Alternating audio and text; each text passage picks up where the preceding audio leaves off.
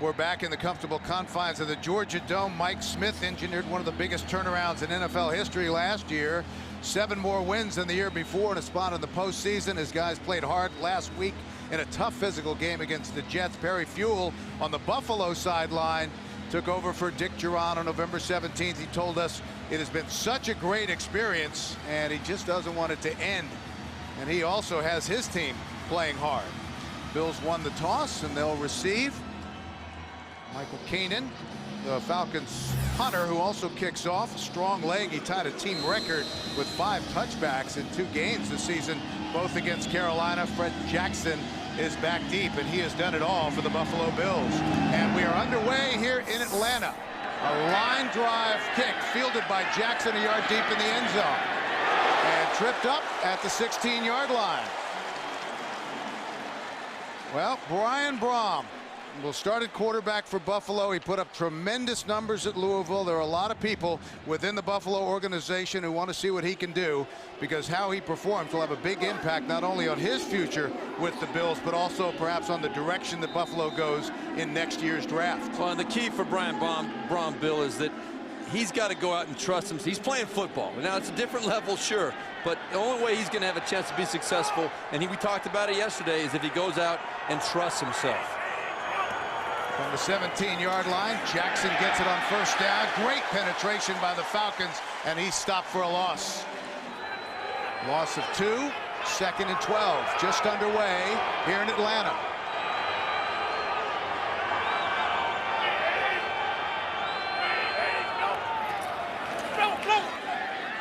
Brohm, and that's caught by Corey McIntyre, the fullback. 3rd and 7 for Buffalo. Terrell Owens is the motion man. Brohm under pressure, sacked. Jonathan Babineau with his 6th sack of the season. Well, not a lot Brian Brohm could do there, but I do think I sensed a little bit of indecision. Brian Brom's got to know now, in the NFL, you take that pump. If it's not there, you pump it one time, they're going to be coming. You've got to find a way to get rid of that ball. Know where your safety valves are. A little bit difficult, though, when you've only been with the team for 6 weeks and really only working with the offensive reps 3 days this week. So he's probably not too familiar with where all those guys are going to be. It'll be 3 and out for the Buffalo Bills. Ryan Morman standing 3 yards deep in his own end zone. So Atlanta will have good field position to start. Weems trying to get to the corner, does so, and into Buffalo territory. Tripped up at the 43-yard line.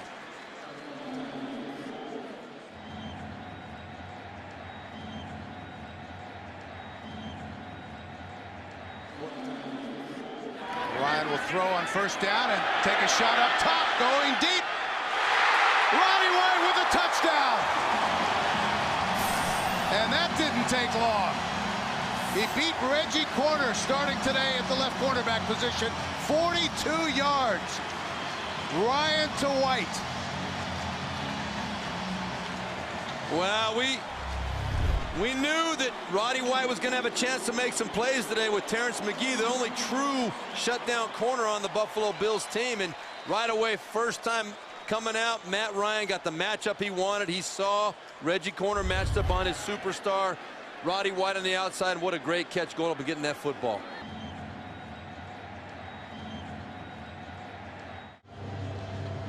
After the touchdown catch, Roddy White needs just 10 yards to become only the 2nd Falcon to reach 1,000 yards in 3 consecutive seasons. Andre Rison did it back from 92 to 94, and that is not the kind of start that Perry Fewell was looking for. Great start if you're Roddy White and the Falcons, but no, Perry Fewell, last thing he wanted to see was a big play touchdown to get this crowd into it, to get this Atlanta Falcons team feeling good about things. Caden's kick. Yard deep in the end zone. Jackson. And upended just past the 10. Got it out close to the 12-yard line. This is just the 10th meeting between these two teams. The Falcons lead the series 5-4. The only time the Bills have won here in Atlanta was way back in 1973. As Brian Brohm will go back to work. It has been a whirlwind week for him. Said he didn't realize Ryan Fitzpatrick was hurt as badly as he was. He said, I thought I'd be getting the second team reps. Suddenly I was out there running with the starters. And a whistle before the snap. False start. Number 7-3 offense. 5-yard penalty. First down. Well, the Bills are coming off a nightmare game in terms of penalties last week against New England. They were called 11 times for 124 yards. We asked Perry Fuel what was the #1 thing the Bills needed to do today against Atlanta. He said penalties. He said we cannot continue to shoot ourselves in the foot. One of the big problems too, Bill, with a new quarterback, it's a different snap count, different cadence. That's what happened right there. It's not too loud in here for Kirk Chambers to hear that. Toss back to Jackson. He cuts back inside, and a nice pickup close to the 20-yard line.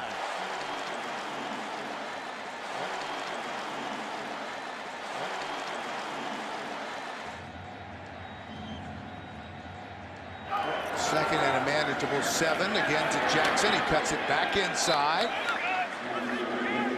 And out close to the 23-yard line. Curtis Lofton, the middle linebacker, in his second year out of Oklahoma, the second-round draft pick, made the tackle. Well, Bill, one of the things that we'll have a chance to develop as this game goes along, you know, all the different shifting around in this Buffalo Bills offense. The offensive line, the quarterback, you saw the jumping off sides. You see a little bit of indecision sometimes in a young quarterback. The bottom line is that this Atlanta Falcons team knows it too. They're going to try and do whatever they can to confuse Buffalo from an offensive perspective. Brohm will go from the shotgun on 3rd and 3. Lets it go. Incomplete. Over the head of Terrell Owens. Jonathan Babineau had the pressure once again. And this is the second time on 3rd down that Brian Brohm has had a chance to make a play. They've come with pressure both times. Atlanta has come with a linebacker pressure, and right there, Terrell Owens not really open, double covered it, as a matter of fact.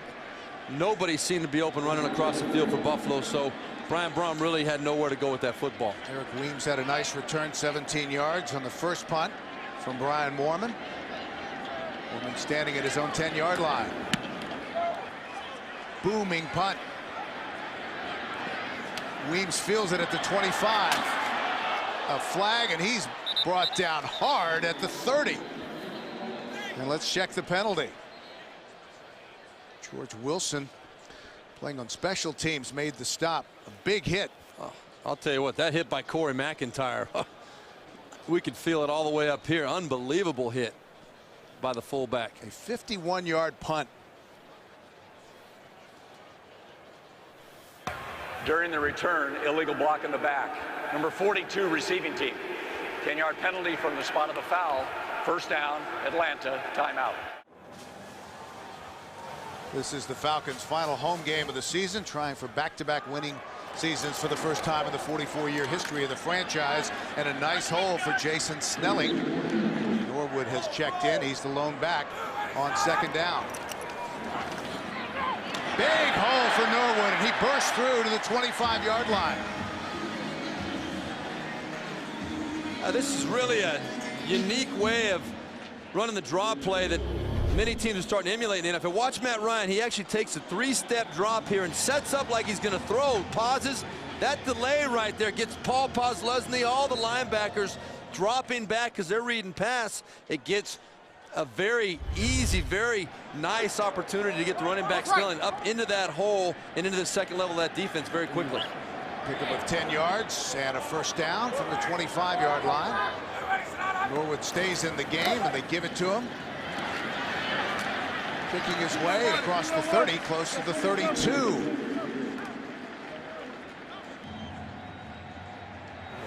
Second down. Tough running inside. Down to the 33-yard line goes Norwood. Posluszny made the tackle. He's quietly come back and put together a very good season after breaking his arm and missing 4 games. After week 1, he's working on a streak of 3 straight games with an interception. He had 9 tackles and a pick last week against New England.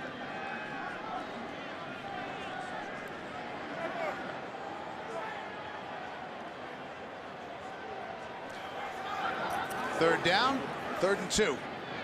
The slant, and that works. Another first down. Marty Booker with the catch. His 13th reception of the season. Dante Whitner, the free safety, made the stop. Well, to this point, we've seen good balance from this Atlanta Falcons offense. A lot of confidence, a lot of good rhythm. You saw the big play touchdown in the opening play. And right here, a nice 3rd down conversion set up very nicely. Marty Booker came across in motion behind, almost a double pick on the outside. Just came underneath, forced the Buffalo Bills defensive backs to back up and play softly. A nice clean lane for Matt Ryan to throw that ball and make the conversion. Another first down from the 43. Play action. Ryan trying to set up the screen and tosses it away. Well, that play was a mess from the get-go. I don't think there was an eligible receiver out in that area. I'm not exactly sure what happened. Will Svitek, the right tackle, who's coming off the field, ended up turning around looking like he was waiting for a running back to come in on a screen pass, but there was no running back out there. No one for Matt Ryan to throw the ball to. Snelling is the lone back in his 3rd year out of Virginia. 2nd and 10. Ryan incomplete. Crowd wanted pass interference.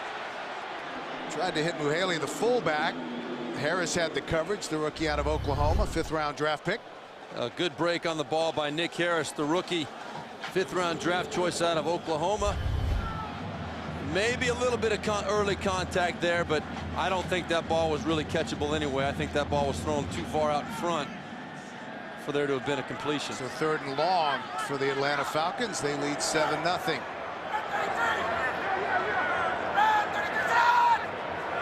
Goes back off of the blitz. They rush 4. Ryan flush from the pocket,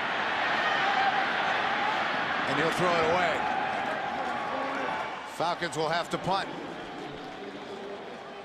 Well, smart play by Matt Ryan right there. Obviously didn't see what he liked instead of taking the sack, and that's one of the things and one of the areas that for a young quarterback very difficult to understand and learn when to get rid of that football. Matt Ryan done a great job. He's had great protection for his 2 years here for the most part. Very low sacks. In fact, 13 of his 28 starts, he hasn't been sacked once. That's a very good number, but a lot of that is because of his sense of knowing when to get rid of that football. That right there was a good example. Kanan. Good high punt. Fair catch called for by Parrish and made at the 22-yard line. So the Bills will take over 1st and 10 from their own 22-yard line. High formation. Bills still looking for their initial first down of the game. Jackson right side. Well, Brian Brohm was very candid when we talked with him about his time in Green Bay. He said, I just didn't handle things very well when I got there. He said, frankly, I got rattled. He said that had never happened to him before. He wasn't trusting what he'd been working on in practice and was hesitating when he got into games in the preseason. He said that today he just wants to come out and play with confidence and avoid the mistakes and just move the chains. Yeah, he wants to move the chains. Now, they haven't moved the chains yet today, but this is about the time now in a game where a quarterback starts to feel like, okay, the butterflies are gone. Now we're just playing football. Should start seeing some good things here from Brian Brohm. Again, Jackson cuts it to the outside and has some running room and a first down for the Buffalo Bills. Thomas Deku, the free safety, drove him out of bounds. A pickup of 12 yards from Fred Jackson. And that helps when you have a running back like Fred Jackson making a play like that. But let's talk about the quarterbacks for a second. With Ryan Fitzpatrick declared inactive today, Trent Edwards on IR. Look at that. Both of them now are 1 for 2 for about the exact same quarterback rating. That 12 yards in the NFL between the two of them. There are not many teams that you could ever think of in the NFL annals that have been even close to that on their full roster. Pump fake up the sideline for T.O. and overthrows him. Brent Grimes had nice coverage. He's coming off a 2-interception game last week against the Jets, the second to seal the victory for Atlanta. And Grimes out there starting because of the injury to Chris Houston, the 3rd-year cornerback. But I'll tell you what, you said that was good coverage. It was pretty good coverage, but this in the NFL, Bill, is open. Look at T.O. is over the top. There is a spot to put that football. Brian Brohm has got to give his big play receiver, T.O., a chance to make that play. So 2nd and 10 after the incomplete pass. Jackson back inside, lowers his shoulder, and gets it out to the 35-yard line. Well, this is not good news for the Buffalo Bills. The left tackle, Jonathan Scott, is down.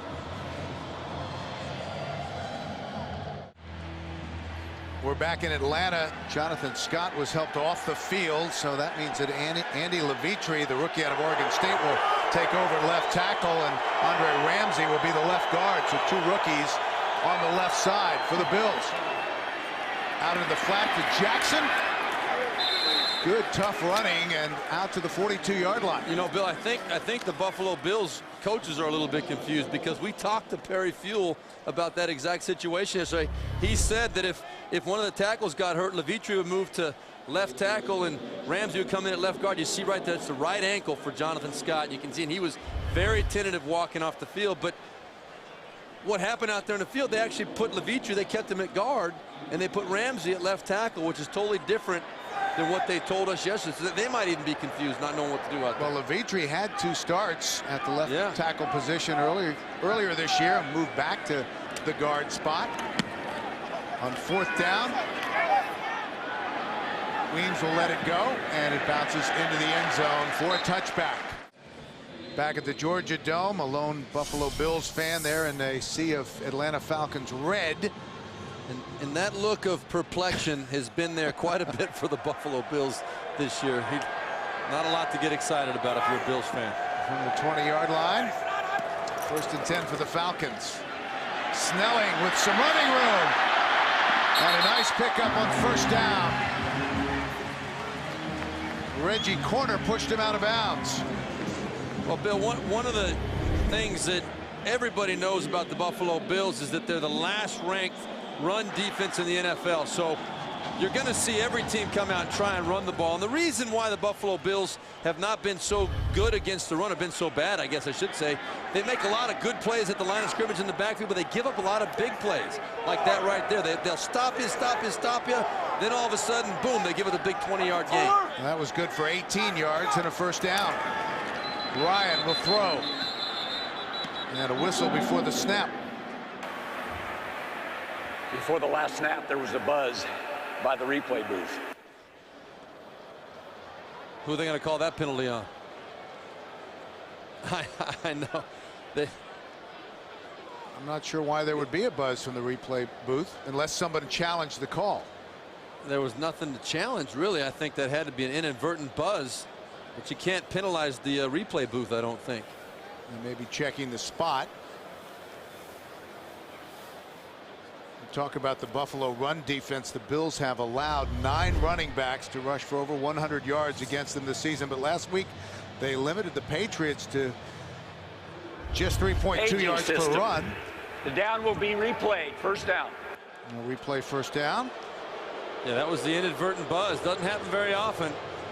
Could have been reviewing the spot, but that would only be reviewed if there was a challenge made by Perry Fuel on the other side. So that there was no red flag thrown. So the longest run that the Bills gave up last week against New England was 13 yards. So they've got things heading in the right direction, but that was a nice gain by Snelling. On 1st down, incomplete. White was the intended receiver. The key factors in that game, Bill, too, were not only did Matt Ryan spread the ball around in that last drive, but he was not sacked once against a very good New York defense, and no turnover, no interceptions that game. Ryan will throw again. Opposite side of the field, loses the football. And let's see if they rule an incomplete pass or a fumble. Aaron Schobel, the 2-time Pro Bowler, had the pressure. Looks like they're going to rule it as a fumble. Good pressure off the edge by the long-time star defensive end Aaron Schobel, coming back underneath, trying to strip that ball. Fortunately for Matt Ryan, he was able to fall on that ball, and it always happens that way. You talk about no turnovers last week against the Jets. Right there, almost a big turnover for the Buffalo Bills. Well, Matt Ryan started 2 for 2, 52 yards and a touchdown, 0 for 4 since, but that's caught by Wright for a 1st down into Buffalo territory.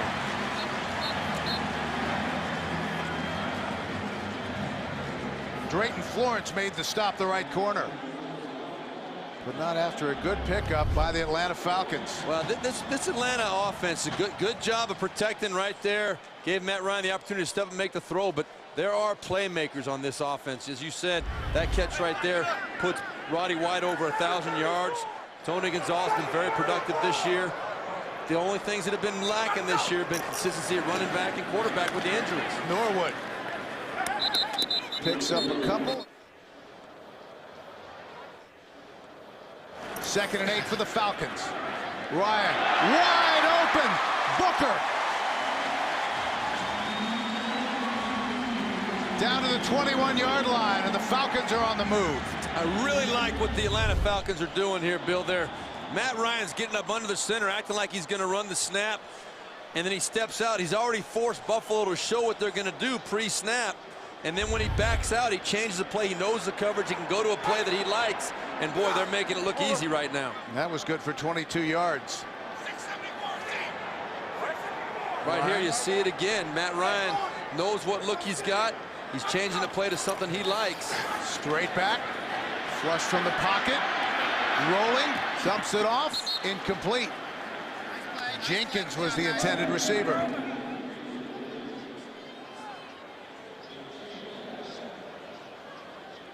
Well, the interesting thing so far to this point, Bill, is that we have not seen. We expected to really see a lot of opportunities for Tony Gonzalez to make some plays, and as we approach the red zone, he always becomes a factor once you get across that 20-yard line. But there really is nobody on the Buffalo Bills defense that really can match up well with Tony Gonzalez, yet we haven't seen a ball thrown to him yet. Snelling gets the handoff.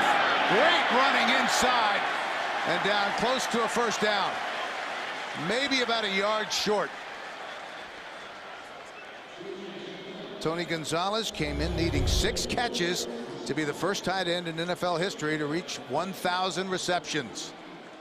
Nothing tricky about that play right there. Just a straight handoff and a good job of sensing where the soft spot in that Buffalo defense is. Snelling, he wasn't looking to run around anybody or juke out anybody. He protected that ball with 2 arms and just said, I'm going to take it straight ahead. Bring me down if you can.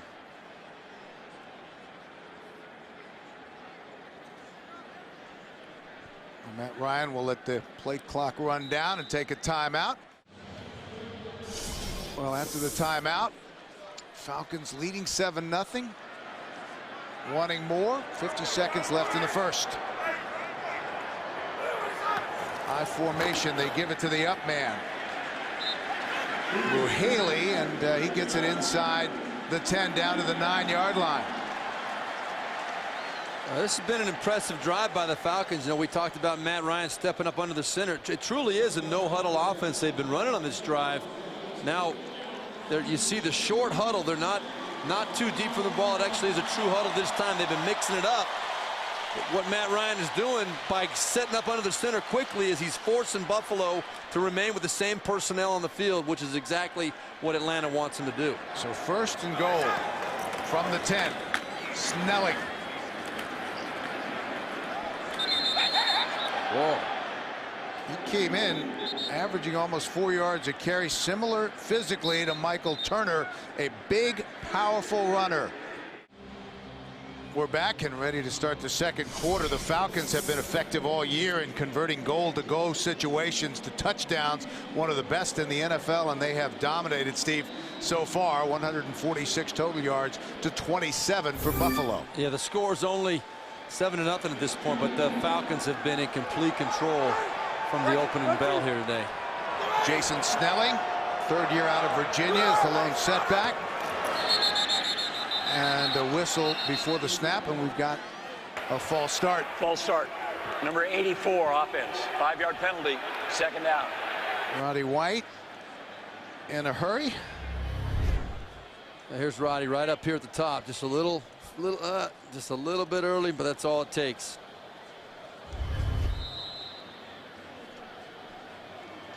So they'll move him back just outside the 12-yard line, and it'll be 2nd and goal again.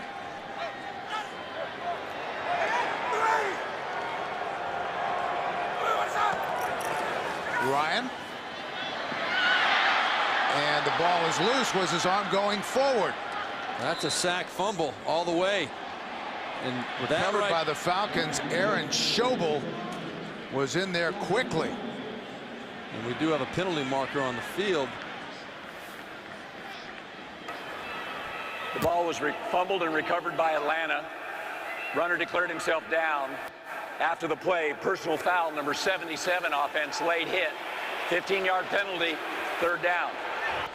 Tyson Clabo, the big man out of Wake Forest, officially listed at 331. Well, you can't say enough about number 94, Aaron Schobel, coming around the edge right there. You got a mismatch. First off, you got Justin Peele, number 87, the tight end, trying to block him, but you're going to see the late hit coming in right here from Clabo just after the whistle. Yeah, you can't get away with that. That's you're too big of a man. It's too obvious to try and get away with that. But what can Kelsey's flying? What can you say about Aaron Schobel? The guy continues to produce year after year. So 3rd and goal from the 33. Ryan lets it go out of bounds. Jenkins was in the vicinity. And that time, it was Chris Kelsey with the pressure on Matt Ryan. He definitely had his receiver wide open. It was Michael Jenkins who was open up the field, but Matt Ryan could not step into it, make that throw. Kelsey hit him right in the chest. It's kind of hard to throw when you're heading toward the mat. So we'll see Matt Bryant, who kicked a 62-yarder to beat Philadelphia back in 2006. This is a try from 51 yards out. 4 of 5 in field goal tries since joining the club at the beginning of the month. Just underway in the 2nd quarter, and T.O. on the sideline doing a little personal grooming. Getting ready to go out and go back to work. And I'll tell you, the Bills need him because they have not generated any offense so far. Only 1 first down. How about this kick? Back of the end zone. It'll be a touchback. Well, you mentioned futility to this point for the Buffalo Bills offense. Only 1 first down to this point in the ball game. 7 for the Atlanta Falcons. Another measure. Buffalo only 1 play of 10 or more yards. Atlanta was 6 already. So Buffalo needs to jumpstart this offense a little bit, keep the defense off the field. Marshawn Lynch has checked in, and they give it to him inside. Trying to churn for extra yards. Stopped at the 22 after a pickup of 2 by Eric Coleman, the strong safety. He's the veteran leader of Atlanta's young secondary in his 6th year out of Washington State. And an inauspicious start for the Buffalo Bills. Not a real good first 3 drives there. Perry Fuels got to be a little bit concerned. I'd like to see Buffalo come out and throw the ball, maybe a little play action a little more on first down, because you know Atlanta's going to try and shut down the running game, try and see if Brian Brohm can make plays. Corner blitz, they get it out in a hurry. That's caught by Lee Evans. And Evans is close to a first down. Brent Grimes made the stop. Lee Evans came in today only 31 yards away from being the Bills' 3rd all-time leading receiver. And this is a guy, Bill, that I have a tremendous amount of respect for. Lee Evans, what he's done in Buffalo, and he's done it in relative obscurity in his 6th year out of Wisconsin. But I truly believe that if he were in the right system with the right offensive philosophy, a little bit of stability and a quarterback he can work a relationship out with, he could be one of the very, very elite receivers in the NFL. And that was a good throw from Brian Brohm. He'll try to duplicate it on the other side. Lynch can't bring it in. Getting back for a moment to Lee Evans. He's really the quiet leader of this Buffalo offense. He's been elected as a captain the last 4 years, and he just goes about his business. He plays hard, and he gives them a terrific dimension with his speed, and that opens things up underneath. He's so consistent with what he does, and never gets down. He's obviously got to be frustrated like anybody at this level. Does not show it, though. Just keeps going about his business like you said. And now they're in the Wildcat back here with Fred Jackson taking the snap. Yep, he'll receive the snap, and he'll run it. Earlier this year, he threw a touchdown pass to Lee Evans. And it was fun listening to both of them describe it, because you know, Lee was talking about, well, look, just throw it up there and I'll go get it. 3rd and 4. The Bills are desperate for a first down. And the Falcons are going to take a timeout. Back at the Georgia Dome, the Buffalo Bills still have not converted a third down. They haven't crossed into Atlanta territory as of yet. 3rd and 4 from their own 35-yard line. Nelson, the tight end, is the motion man, showing blitz. Here they come. Brom gets rid of it, incomplete, over the head of Lee Evans. That was Coy Wire, the linebacker, coming, and it's exactly what you would expect with a young quarterback. And Buffalo, let's first off establish, they're the worst third down team in the NFL. You're going to see Coy Wire creeping up right here, just coming straight up the gap. You're going to see no one really touches him. Marshawn Lynch is trying to get a piece of him, but he's coming, timed it up so well. But Buffalo, 25% on third down on the season, worse in the NFL. And you got a young quarterback that's showing exotic looks. It's tough. Tough formula for success there. Weems will have some room from the 10. Brian Brom, 3 of 7 for 20 yards. No interceptions in his first NFL regular season action. Starting quarterback today for the Falcons. 1st and 10 from their own 23-yard line. They keep it on the ground. A nice hole. Good running inside by Snelling. 2nd and 3 after the pickup of 7 by Snelling. Norwood checks in the game.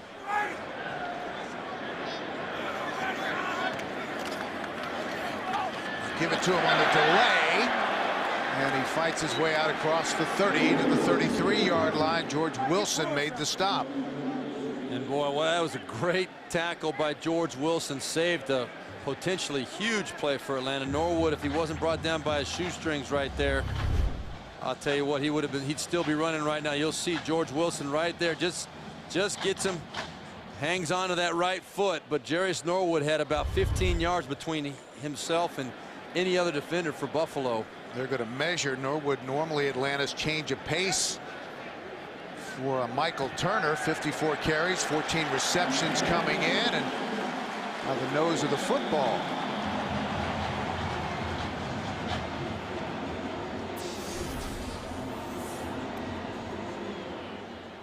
.11:21 left to play in the half. It's been all Falcons. The Bills have not been able to get anything going on offense.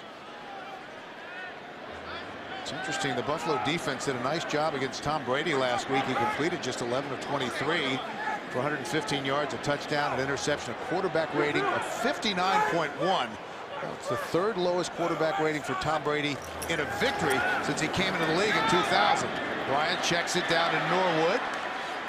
And Norwood fights his way to a nice gain. A late flag. And we'll check the penalty.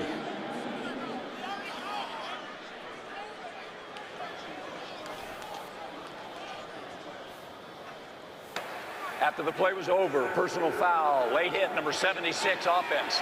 15-yard penalty, the down counts, 2nd down. Quino Janaka, who started today at right guard for Harvey Dahl.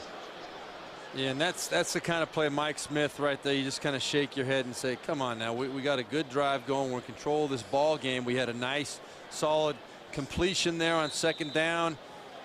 You do something, you lose your poise, you lose your composure, and all of a sudden now your team's in a 2nd and long situation, 2nd and 16. And this is where bad things can happen. Gonzalez is in motion. Norwood the lone back. Ryan, new step drop, gets it out. Gonzalez came in needing 6 catches to be the first tight end in NFL history to reach 1,000 receptions.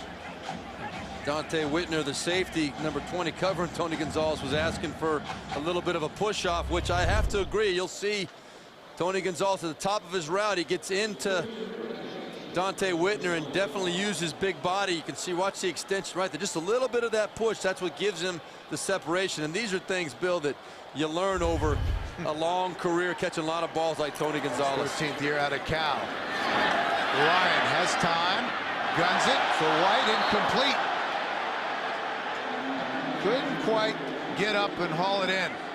Yeah, Matt Ryan had Roddy White standing wide open, but I don't believe Roddy White was really in his progression as far as who to throw the ball to. He's almost getting ready to get rid of the football. Last second, he saw Roddy White standing wide open on the sideline and tried to kind of arm it over there. The ball floated on him and a little bit too high for Roddy White to get up and make the catch. Janaka got an earful from Mike Smith after the penalty.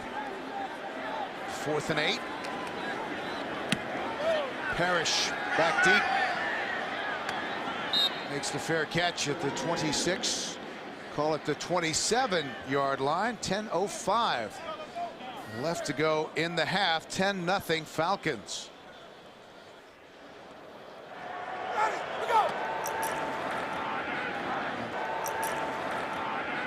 To McIntyre, the fullback. And Brian Brohm made a nice play to get rid of the football. Good athletic play by Brian Brohm right there. Kept us cool under pressure. Knew exactly where his release receiver was. It was kind of a bootleg action, but right there you can see he was not surprised. He expected it was Vance Walker coming up the field in his face. And one of the things a young quarterback sometimes with a big arm like Brian Brohm has, they have problems with those touch throws right there. A nice, accurate, soft throw, very catchable ball from Brian Brohm. 2nd and 2. Toss back to Jackson. Jackson with a big hole. Tried to take it back outside and brought down after another nice gain at the 40-yard line, and that will move the chains. Stephen Nicholas, the strong side linebacker, made the tackle. Well, there we go. We got another conversion here, another first down for the Buffalo Bills. And I think it's all started or triggered by the fact they threw that little bootleg on first down. I think that's the way they've got to start attacking a little bit. Atlanta is loading up so big on the running game on first down that the only way this Buffalo Bills team is going to make any yards on first down is to play action. Let Brian Brohm get back there, get in a rhythm when they're playing the run, see if he can make some plays. And you saw Fred go to the sidelines, kind of testing that hand, and Marshawn Lynch is checked in. Short drop, incomplete. That was intended for the tight end, Sean Nelson. Nelson coming off a team-high 4 catches last week against New England, and there's Fred Jackson on the sideline. You do not want this guy out of the game. No, I mean, it's been a terrible year for the Buffalo Bills in terms of injury and everything else. Obviously, the coaching replacement and then firing their offensive coordinator prior to the season. It's just been one thing after another. But an injury to your key player, Fred Jackson, that would just be the ultimate loss. Bills still looking for their first trip into Atlanta territory. Brown trying to set up the screen. Does to Lynch. Lynch with some running room. A first down, and they are into Falcons territory. Well, I like it. You see Brian Brohm right there getting a little confidence, and that Buffalo Bill fan pretty happy as well. But you let Brian Brohm get a little confidence going with some completions. That's on short little bootlegs and screen passes. Get some rhythm going, get him feeling good about things, get this team believing some good things are going to happen. Brian Brohm knows that to play with confidence, you got to have some good things happen at some point. Pick up of 13 yards. 1st and 10 from the Atlanta 47-yard line.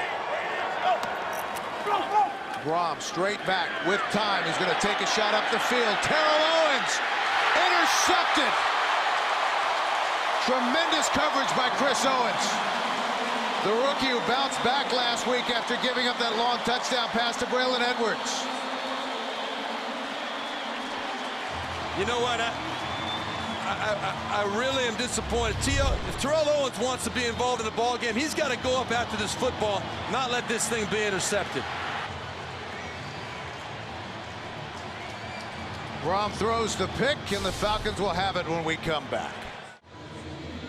After the 2nd interception of the year by Chris Owens, the Falcons take over 1st and 10 from their own 20-yard line. Jarris Norwood is the lone back, and up the sidelines, a flag on the play. It was intended for Michael Jenkins, and we could have pass interference. It's illegal contact on Reggie Corner, but it was a smart play. That's one of the times you actually say, you know, that's a smart penalty by a defensive player. Before the pass, illegal contact, number 27 defense, 5-yard penalty, automatic first down. And you know why it's a good penalty? It's 5 yards. I mean, he could have given up a touchdown if he lets him go. It was a double move to Michael Jenkins. Michael Jenkins was going to run right past him. Super job by Reggie Corner saying, you know what, I'm beat. I'm not going to let him score a touchdown. I'd rather take a penalty and give up 5 yards.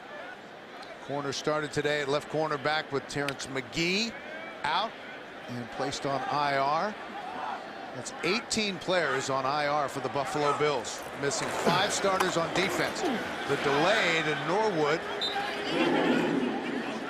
gets it out close to the 28-yard line. Let's take another look, Steve, at the interception. And what about this effort from Terrell Owens? Well, was it a perfect pass? No, but look, he's looking up at that football. He's got plenty of time to adjust to it and at least protect his quarterback. If you want your quarterback to give you a chance to make some plays, and T.O., he knows that. He told Brian right there, he said, you know what, I got to make a little bit better effort to make that, not let that interception happen. But you know what, it should never happen. A receiver who's been around as long as Terrell Owens has, he knows that to earn your quarterback's trust, you got to fight for the football. 2nd and 7. Norwood tries to cut back and slips.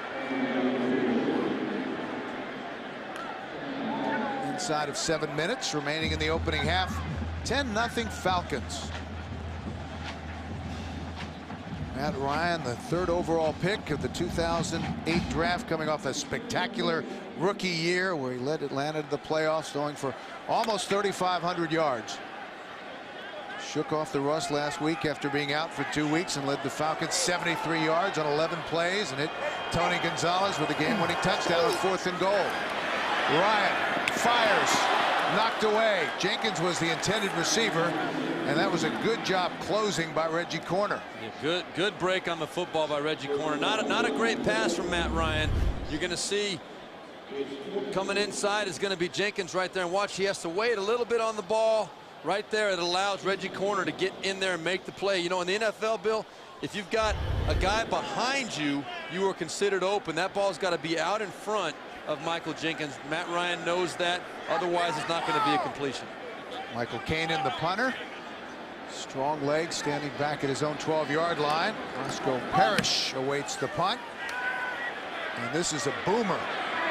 Parrish at the 15. He's dangerous, but finally brought down at the 27-yard line. Blocking the play. Kicking team, receiving team. Half the distance to goal from the end of the kick, 1st down. Blocking, we couldn't quite hear who it was on, but a block in the back. Unfortunately for the Bills, they're going to march this back. It's going to be a long field for Buffalo. Jackson is back in. I formation, standing in his own end zone. Short drop to Owens. And he'll have a 1st down. Brent Grimes made the stop. I love the play call. Backed up in your own end zone. Soft coverage on the outside. Terrell Owens right there, nice catch, takes it and goes. That's a way to get the confidence back from your quarterback. But I like the confidence that Perry Fewell and Alex Van Pelt, the offensive coordinator for Buffalo, showed in the young quarterback Brian Brohm. Let him throw out of his own end zone. And he needs one more catch to reach the 1,000 mark for his career. He'd become the 6th player in NFL history to do that. Jackson, little stutter step, and then swarmed under.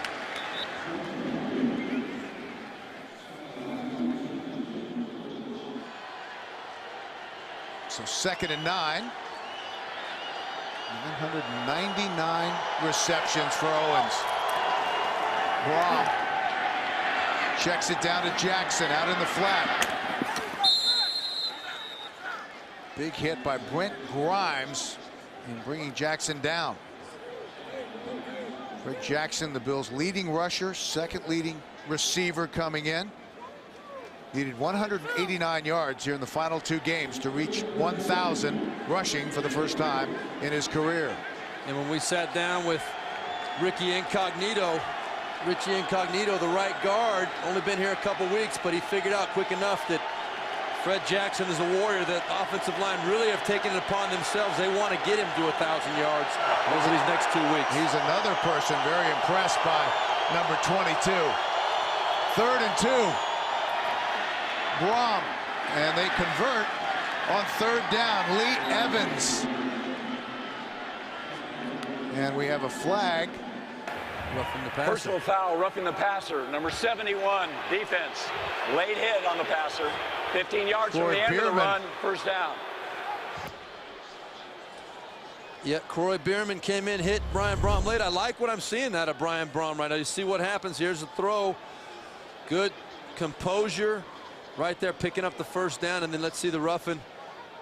You know, that I don't think Croy Bierman, if anybody was guilty, I think it would have been Chauncey Davis, who actually hit him from the front. Croy Bierman was actually just kind of caught him as he was bumped back into him. So after the penalty, 1st and 10 from the Buffalo 46-yard line. Bomb to the sideline. That's Terrell Owens, and that's 1,000 for his career.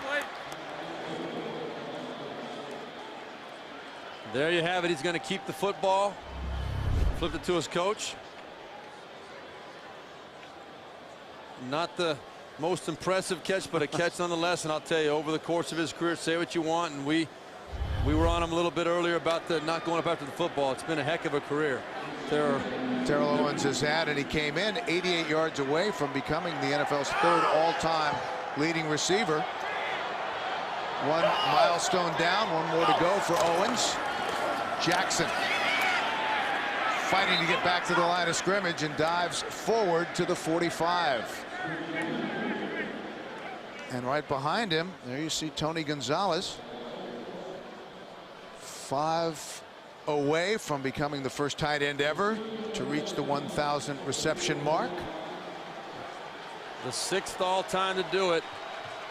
Say what you want. That's pretty darn impressive. And to be able to do the things that he's done for the length of the career that he's had, and Tony Gonzalez right there, he appreciates it. He respects it. He's hoping to have his day today as well. And the Buffalo Bills will take a timeout. And we're back in the Georgia Dome, 10-0 Falcons. And the Buffalo Bills right now moving the football for the first time in the game. Well, there we had a shot of Perry Fuel. You know, we've got a chance to get to know him this year. It's our 3rd game we've done, and what an impressive guy. You know, they lost the first game. They've kind of alternated every week.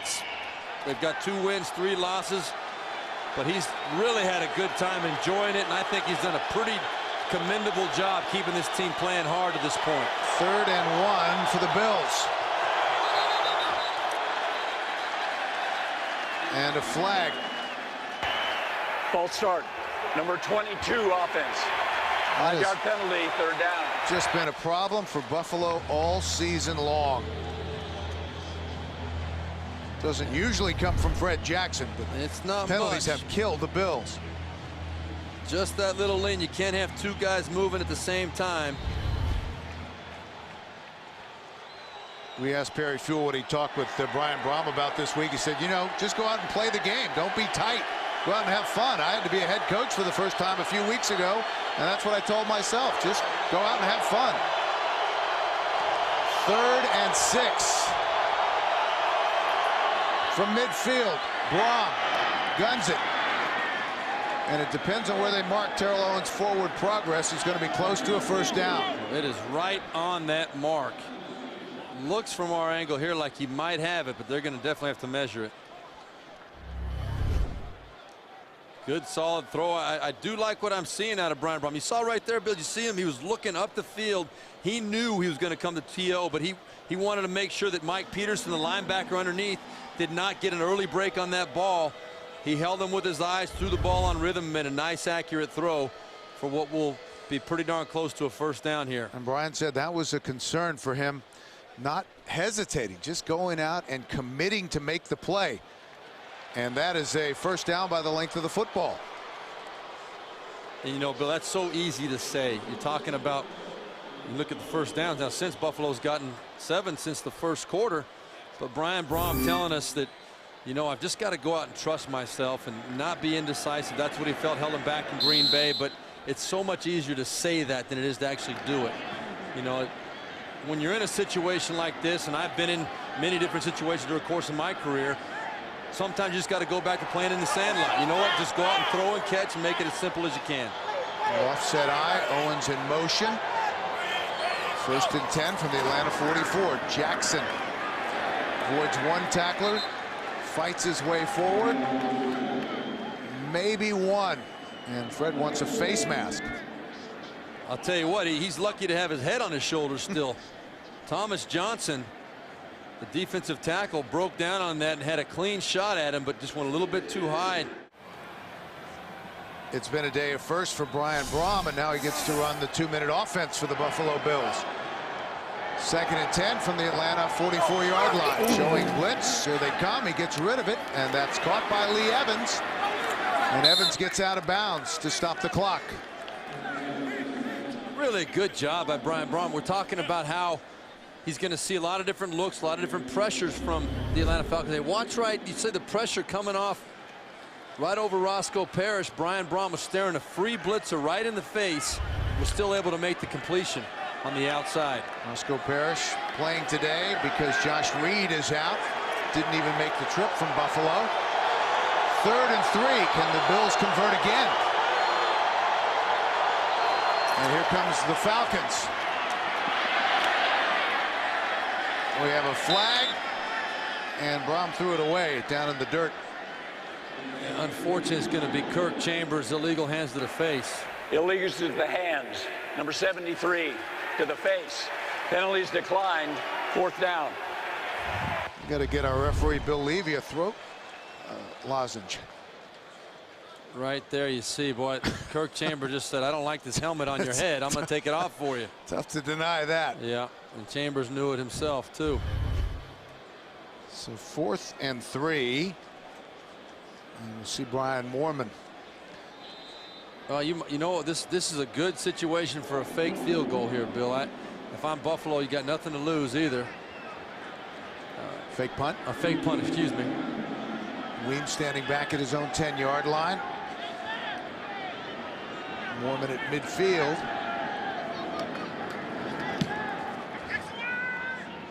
Angles it. And it bounds into the end zone for a touchback. I was looking forward to some kind of razzle-dazzle there. I was thinking it might be a good time. And you sit there and you say, well, why wouldn't they? I mean, they're 5-9. What do you got to lose? You're not in the playoff hunt. Right. You're trying to find a way to spark your team, give them some confidence. But Perry Fuel, he's thinking like a head coach. He's trying to put himself we're in a close ball game. We want to find a way to win this game. We're not going to try and go out of our comfort zone here. The Bills have been in almost every game they've lost this season.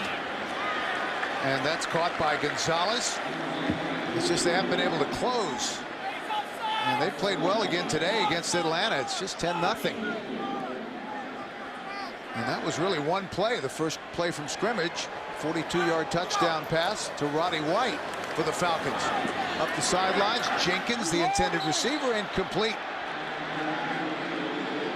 Good coverage on the outside. Drayton Florence in his 7th year out of Tuskegee.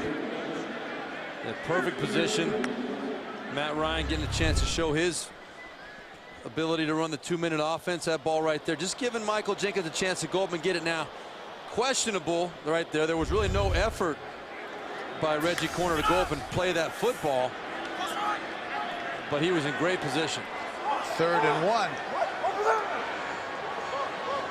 High formation. Snelling the deep back. They give it to him. Falls forward, and that'll be a 1st down. Nick Harris made the stop. Going to clock the football, try and stop it.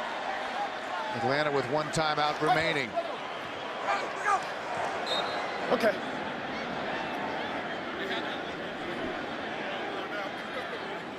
So 59 seconds left in the half. Again, these teams don't play very often. This is just the 10th meeting. Falcons lead the series 5-4. Bills have won only once here in Atlanta. That was way back in 1973. 2nd and 10. Ryan gets rid of it. Booker. And he has a 1st down at the 44-yard line. Posluszny made the tackle. It looks like they're going to run a play. They're not going to clock it this time. That was a pickup of 13 yards. 40 seconds left in the half. Ryan toward the sidelines, incomplete. Roddy White was the intended receiver, but it was out of his reach.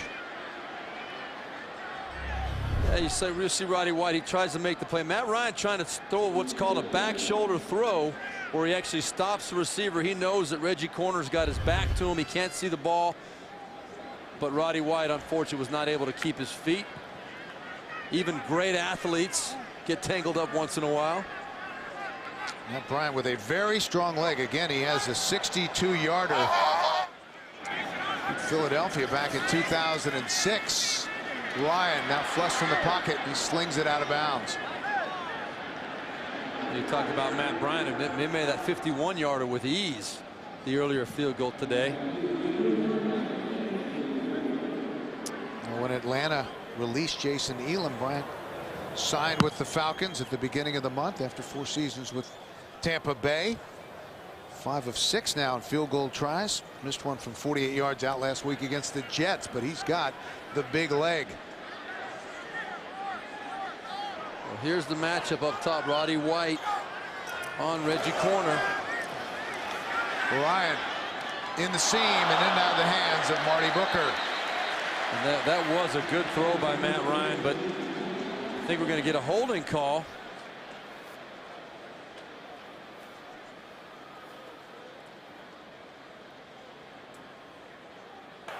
Before the pass was thrown, illegal contact. Defense, 5-yard penalty, automatic first down. Well, that's the kind of thing that has just killed the Buffalo Bills all season long. Yeah, you saw Perry Fuel shaking his head, and right, you can just see it right there. Off another contact up the field before the ball got there. That was Ashton Yabuti. Just once you get outside that 5-yard area from where the ball is snapped, the line of scrimmage, they're going to throw that flag every single time. Yabuti coming back from an ankle injury, playing in the nickel package. 21 seconds left. Ryan to Jenkins. Jenkins to the 42-yard line, and Atlanta takes a timeout. And this would be roughly a 60-yard try from here. 15 seconds left, so time to run another play. Yeah, you figure they'd run at least one more. Got that one timeout left. Or actually, that was their last timeout. I'm sorry. But 15 seconds gives you enough time. If you complete it, you can even use the middle of the field. You wouldn't want to go any less than 15. But at 15 seconds, the coach knows that he can use the middle of the field, try and pick up significant yardage and get his guys up to the ball, clock it, and still have a second or two left to get your kicking team out there. So you would think the key there, if you complete the passes, for the receiver to get down. Receiver get down, and the big boys, the offensive linemen, they've got to truck it to get up there, get on that line of scrimmage, and get set. Clock running. Ryan to the sideline. Roddy White was well out of bounds. 10 seconds left. And now it's a different situation. If you throw the ball over the middle of the field now on this play, you don't have enough time to get up there and clock it. So if they are going to run another play, they're going to have to try and find a way, create a way to get the ball to the sideline. Now, Buffalo knows that, which makes it double tough, because they're going to basically give up the middle of the field, knowing that you can't stop the clock. They're going to do whatever they've got to do to keep that ball on the field, keep the clock running. Tony Gonzalez limping on the sidelines. So 10 seconds left. Ryan rolling, and they'll get it out of bounds. I like the play. And that was Roddy White, and now a little more manageable field goal try from Matt Bryant. Be about a 56-yarder here now. 55-yarder. 5 seconds left in the half. Yeah, a lot of teams have gone to that, you know, get the quarterback back in the shotgun and run a rollout. So just evolved this year. I've never really seen much of it until this year. Now most teams are starting to do that. Good way to move the pocket. He was making 50-yarders in the pregame warm-up club with ease. That's blocked, and the Bills have it. They try to keep it alive, and and Corner's running around. Goodness gracious, it's still alive. George Wilson. The only thing missing is the Stanford band. Is he going to score? Oh my goodness!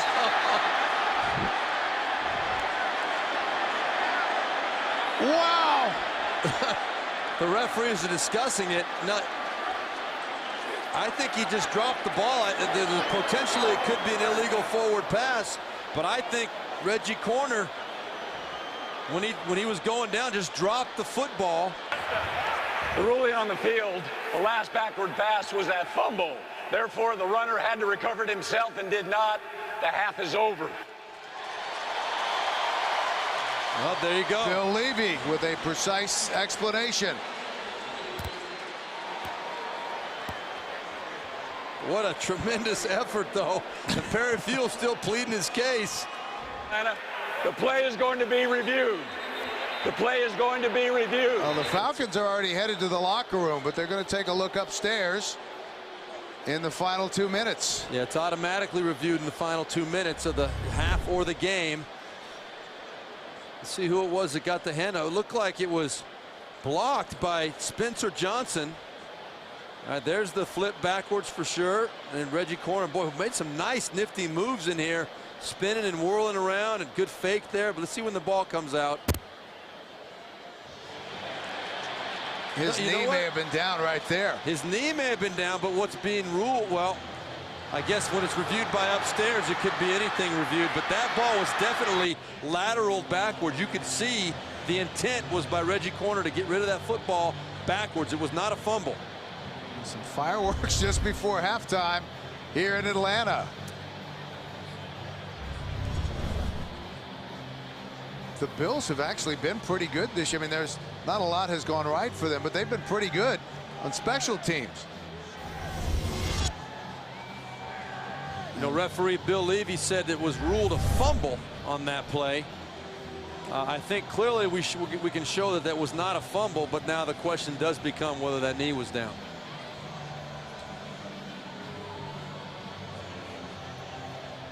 Perry Fuel still pleading his case. Let's take another look. Yeah, knee is down. He was definitely down.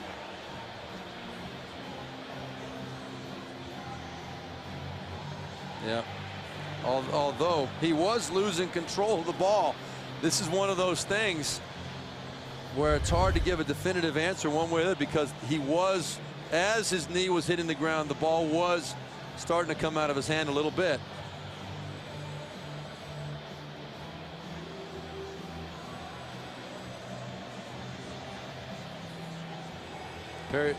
Perry Fuel lobbying hard.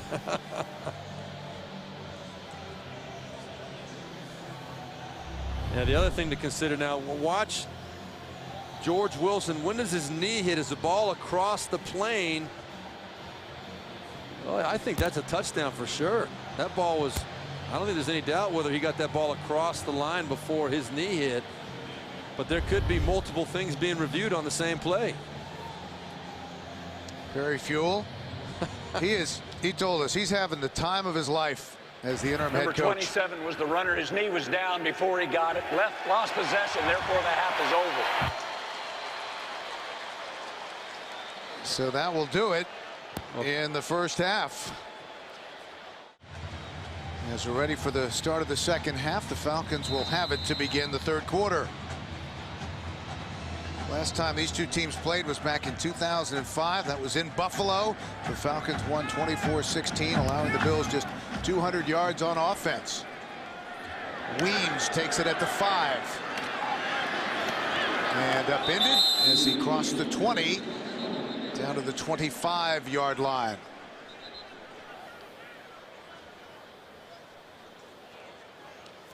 Penalty flag down. During the return, holding, number 54 receiving team, 10-yard penalty, first down. So that'll march the Falcons back. Stephen Nicholas, the linebacker, called for the hold. So they'll spot it back at the 15-yard line. Opening possession of the second half just underway. And we do not see Tony Gonzalez on the field. You see the quarterback comparison right there. Brian Brom getting it going there a little bit at the end of the first half. Movement before the snap.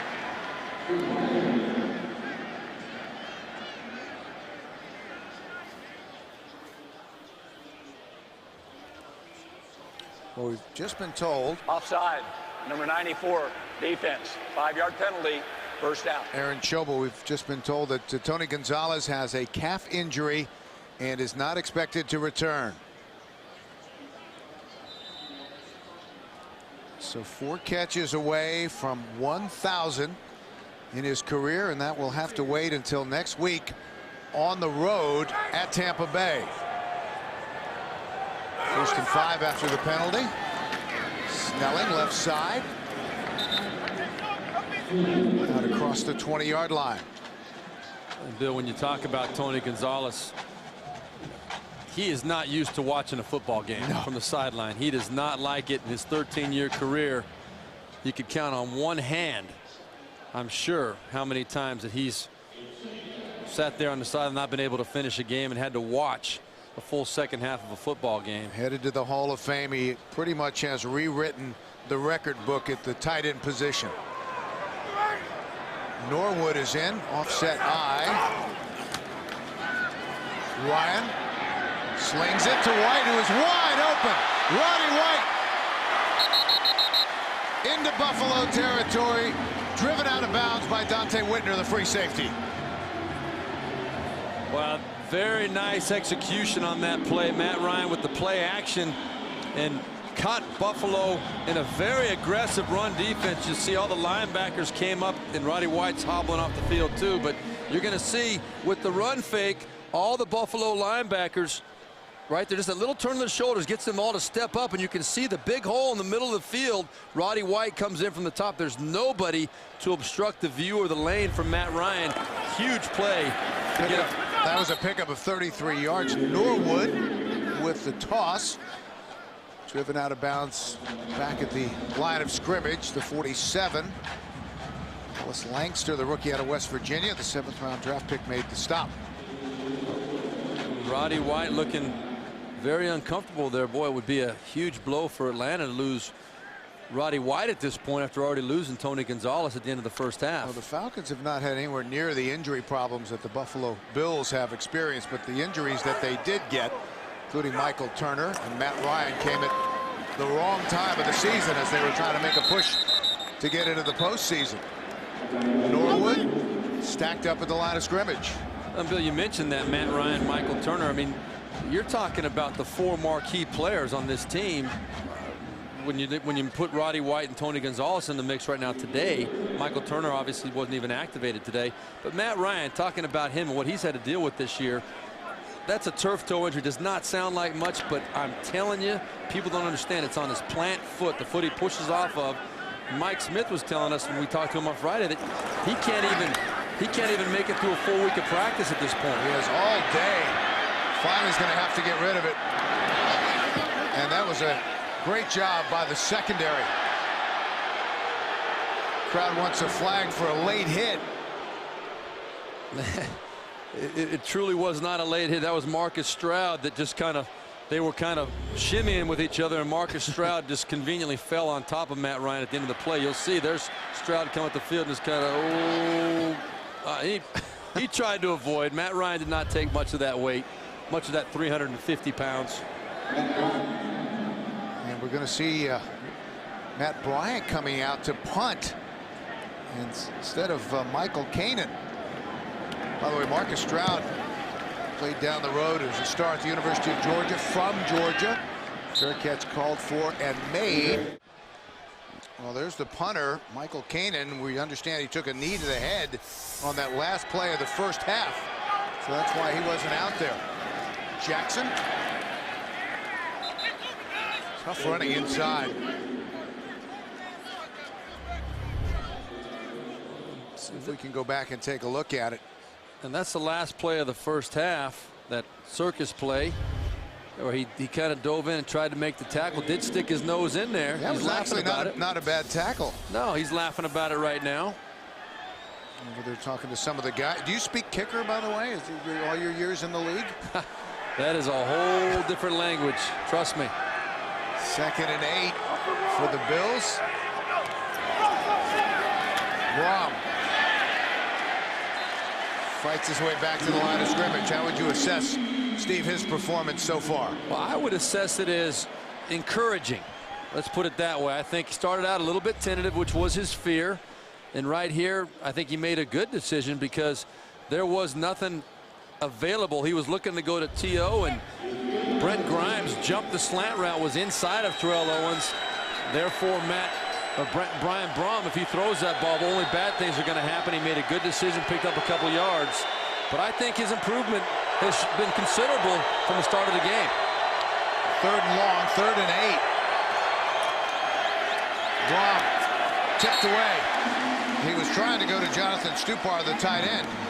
And if that ball had not been knocked away, Stupar would have had some running room. And I'll tell you what, this ball could have been a touchdown. You're going to see number 26, Eric Coleman, coming in from you can see the pressure that was on Brian Brohm at that point. But Eric Coleman, when that ball on the other side after it was thrown, stepped in front and could have intercepted that ball and walked in for a touchdown. Mormon, who's had a huge day, the most prolific punter in Buffalo history, a career average of 43.5 yards from his own end zone. Falcons should have good field position. Weems gets it into Buffalo territory and has some room. A great return by Eric Weems in his 2nd year out of Bethune-Cookman. A 43-yard punt and a 28-yard return. If you're going to be a punt returner in the NFL, you have got to be fearless. And Weimer, I'm telling you, he looked fearless on this one. I've been impressed today. Just, you can tell certain guys when they get the ball in their hand, they don't even think about it. He just goes. He tucked it. He saw a seam. He hit it hard. He's not afraid of the potential big hit coming. He just says, my job is to be aggressive, running this football straight up the field. Super job by Weems. All the way back to the 27-yard line of the Buffalo Bills. I formation. Roddy White is back in there. Norwood is the deep back. They pick up the blitz. Ryan. And that was almost intercepted. Jenkins was the intended receiver. Nice job by the Buffalo secondary. Well, that ball was tipped, I think, at the line of scrimmage because it really floated out there. Langster's the rookie 7th-round draft pick out of the University of West Virginia. You see the play action fake, and Paul Posluszny got his left hand up and tipped that ball because I knew Matt Ryan was not hit as he threw. That ball came out kind of fluttering. 2nd and 10. And let's see who jumped first.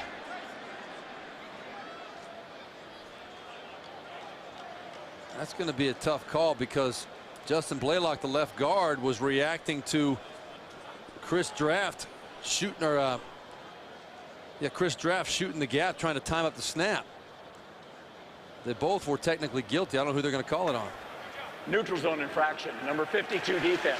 5-yard They'll penalty. call it on Second Draft. down. Who signed with the Bills back in October after he was released by the Rams prior to the start of the season. Well, there's Chris Draft right here. You can see him coming in, and definitely Justin Blaylock moved before the snap too, but he was provoked to move there by Chris Draft trying to time up the snap count.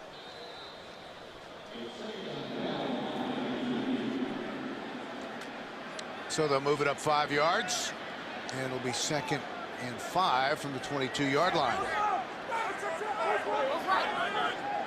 Snelling alone in the backfield. White again is the motion man. They give it to Snelling. And he gets it inside the 20. Bill, when we talked to Chris Kelsey yesterday, one of the things that he pointed out to us and was very clear on was that this Atlanta Falcons offense is a very physical offense. The offensive line, they like to get up in your face and really get after you. And Kelsey said that one thing we have to do is we have to step up, we have to man up and give it right back to them, because if we don't, we're going to be seeing it all day. 3rd and a long 3. Ryan. And he's going to be sacked. Brought down by Aaron Schobel.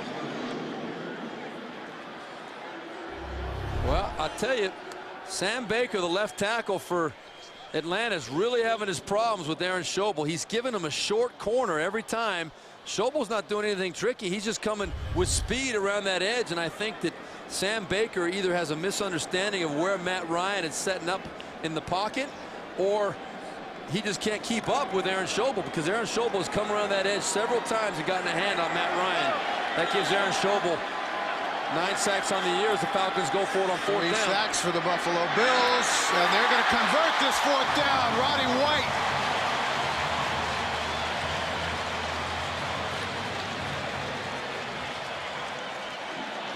And a smile from Matt Ryan. That's an interesting call. Going forward on 4th and 10 in easy field goal range. But Matt Ryan, boy, standing strong in that pocket. Roddy White did a good job coming back for the football. Matt Ryan delivered it right on the money. Ashton Yabodi nowhere near an opportunity to make a play there. 112 yards receiving.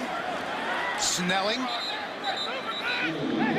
picks up a couple. Spencer Johnson, who rotates in at defensive tackle, made the stop.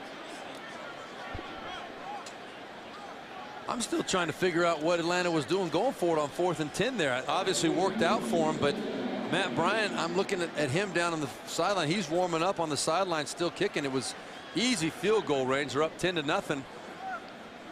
Mike Smith and his staff must have seen something. Mike Mularkey.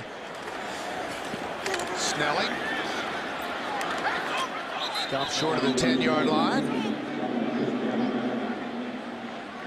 That might have been one of those why not kind of deals. Yeah, you figure you're 7-7. You're trying for the first of back-to-back winning seasons in the 44-year history of the franchise. Why not? You're exactly right. As they would see Mike Mularkey right here, the offensive coordinator. You know what? Let's see how these guys respond to a situation they're not put in very often. They responded very well. Mularkey, the former head coach of the Buffalo Bills for 2 seasons. So 3rd and 7. Bills are showing blitz, and here they come. The slant. Touchdown, Booker. Aaron Booker.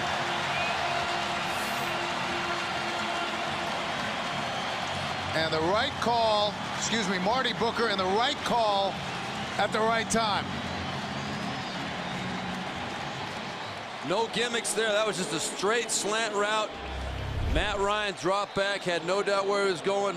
Marty Booker got the inside position on Reggie Corner, and the rest is history. First touchdown of the season for Marty Booker. Originally a 3rd-round draft pick by the Chicago Bears. Signed by Atlanta back in August, so the Falcons are able to extend their lead. 12-yard touchdown pass. Ryan to Marty Booker on 3rd and 7. And our kickoff man, do not adjust your set. That's Croy Bierman, the defensive end. It's come to this. That may have been why they decided to go for it on 4th down. And that's a pretty good kick to the 3-yard line. Jackson brought down hard, short of the 20. Matt Bryant talking to the team doctors on the sidelines. That may be why we saw Corey Bierman kicking off. He did a pretty good job. Got it down to the 3-yard line. That's not bad for a defensive lineman in his 2nd year out of Montana. 7:28 left in the 3rd. Lynch swarmed under for a loss. Great penetration by the Atlanta Falcons. Let's take a look at Bierman after the kick. Going to the sideline. Yeah, I got that. A little bit of high-fiving going on. All of his teammates, great job. You know what? He must have had his kicker shoe on right there. He's putting his defensive end shoes back on here. If I'm going to do the kicking, I need to unwrap these ankles a little bit. I got to free myself up a little bit, yeah. Loss of 3 on 1st down. So 2nd and 13. Marshawn Lynch alone in the backfield. A flag on the play. Lynch catches it on the check down, spins his way out of trouble, and gets out to the 24-yard line. And we'll check the penalty.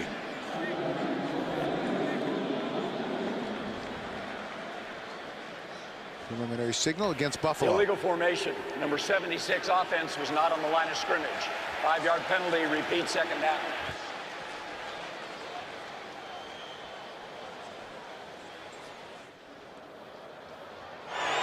So 2nd and 19 They'll keep it on the ground. Jackson.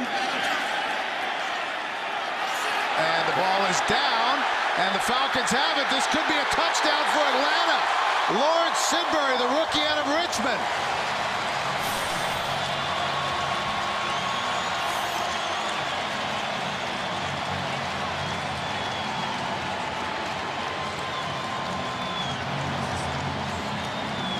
This is Perry Fuel's worst nightmare, to have these things happen and losing control of the ball. Now, let's see what happened. Fred Jackson's got the ball there. Yeah, it was. He just stripped. took it away. It was stripped, yeah. And Lawrence Sidbury looked like he knew what to do when he got that football. He was not going to be denied. Rumbling into the end zone. 4th round draft pick out of the University of Richmond, and he has a touchdown for the Atlanta Falcons.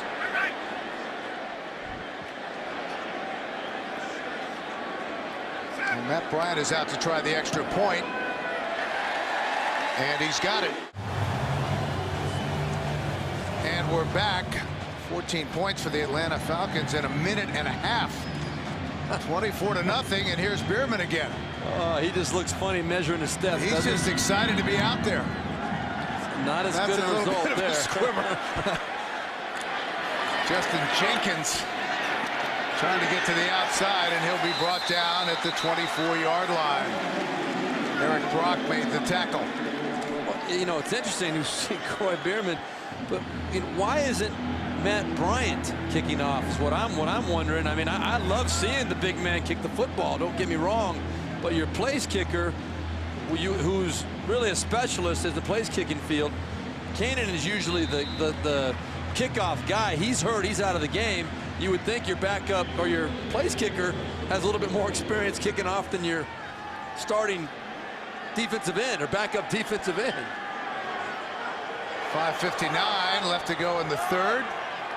Bills will begin from their own 24-yard line. T.O. is the motion man. Jackson the deep back in the offset eye. Short drop from Braum, and he gets it out to McIntyre, the fullback. McIntyre is driven out of bounds at the 30-yard line by Brent Grimes.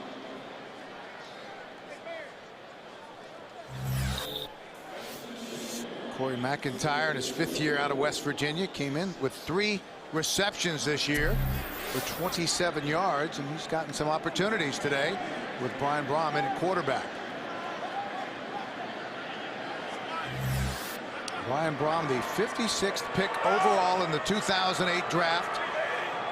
Selected in the 2nd round by the Green Bay Packers. Signed up the Packers practice squad 6 weeks ago. McIntyre again. And this will move the chains. So 1st and 10 for Buffalo. Braum straight back. Gets rid of it. T.O. wide open. And he is into Atlanta territory. Thomas Deku, the free safety, made the tackle. And that was a pickup of 15 yards. Well, it looks like Alex Van Pelt and Perry Fuel for the Buffalo Bills have decided to let Brian Braum open it up a little bit. They're, down 24-0. I don't see why they wouldn't let this kid drop back and throw a few and see what he can do. He's made 3 good decisions in a row. Hit his fullback Corey McIntyre a couple times, and a nice play to Terrell Owens right there. 4 catches for T.O., 39 yards. Give it to McIntyre.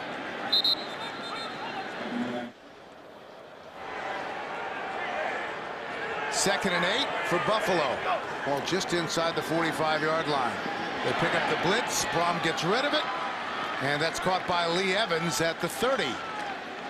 Brent Grimes made the stop. Perry Fuel likes what he sees right now from his young quarterback, from the offense. They're obviously making a few more plays now than we saw earlier in the game, but it's also because of the fact they're down 24-0. Atlanta trying to make sure they don't give up the big plays, keeping everything underneath them, but Buffalo still executing very well. 1st and 10 from the Atlanta 30. Braum incomplete, and that was intended for the tight end Stupar. Couldn't quite extend and bring it in. And again, Brian Braum has looked ever more comfortable as the game has gone on.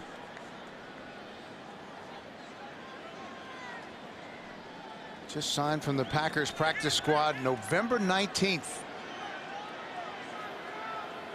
And this is an opportunity for the Bills to give him a look, because that could determine what they do in the NFL draft next year, how aggressive they are at the quarterback position.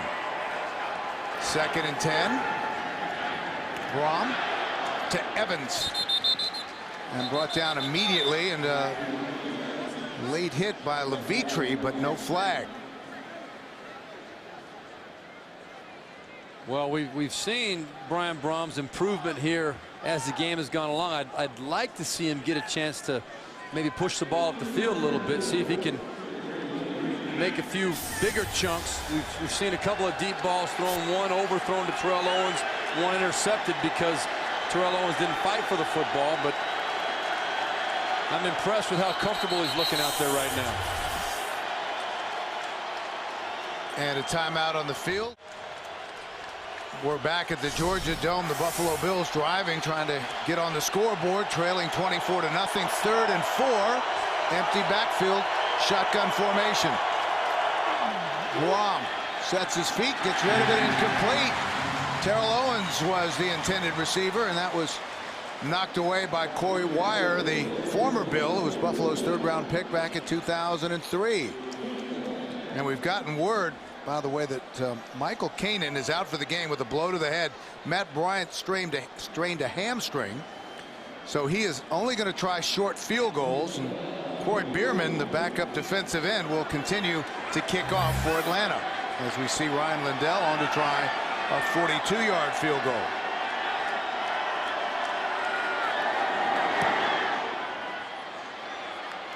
And just inside that right upright.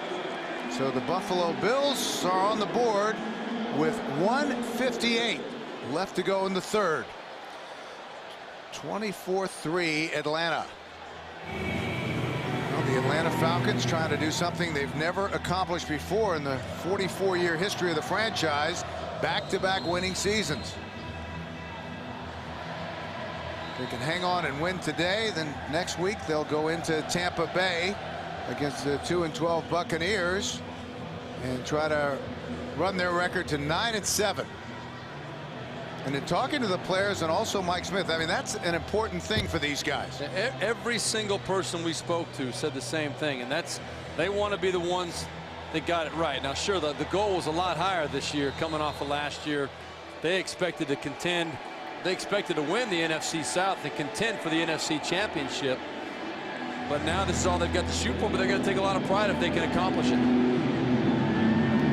Lindell's kick. Weems at the goal line. And tripped up out across the 30-yard line to the 32. Well, and you know, this is important for the Falcons, and this is probably why, because in professional sports it is the longest drought for back-to-back winning seasons. The start of the franchise back in 1966, 43 years. And we showed you at the top of the day all the great players, starting with Tommy Nobis, who have come through here. And it really is remarkable. There's Arthur Blank, the owner of the Atlanta Falcons. It really is remarkable that they have not put together consecutive winning seasons here in Atlanta. Snelling got across the 35, close to the 36-yard line. But I will tell you this, Bill, Arthur Blank and this Atlanta Falcons organization, they are very close. Very, very close to being right where they want to be. They thought Tony Gonzalez was the key. They know they're a little bit young on defense. That's really been one of the big factors. Defensively, they need to step it up a notch. Mike Smith told us when we talked to him on Thursday that that's an area of focus. The young defensive backs, the young linebackers have to step up and play at a higher level. But this team is very, very close to being an elite team. 2nd and 7. Snelling. And that's a first down.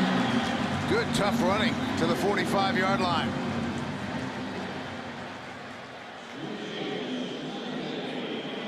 You look at the Atlanta Falcons, their season so far, they really easily could have beaten New Orleans both times. I don't want to say easily, but they were in both those games right at the end, had a chance to beat them both times.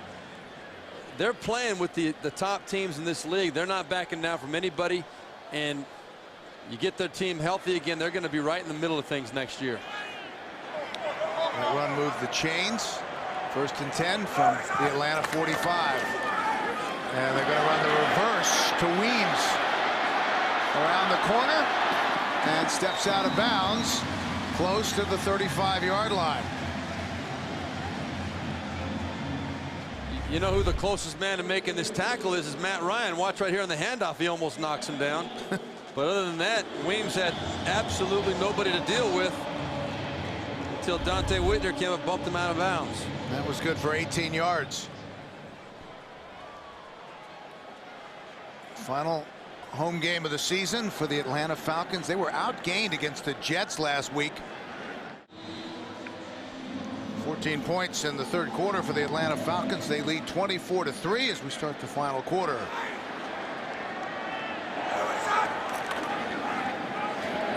And there's the reverse to Booker. Booker brought down at the 30-yard line by Marcus Stroud.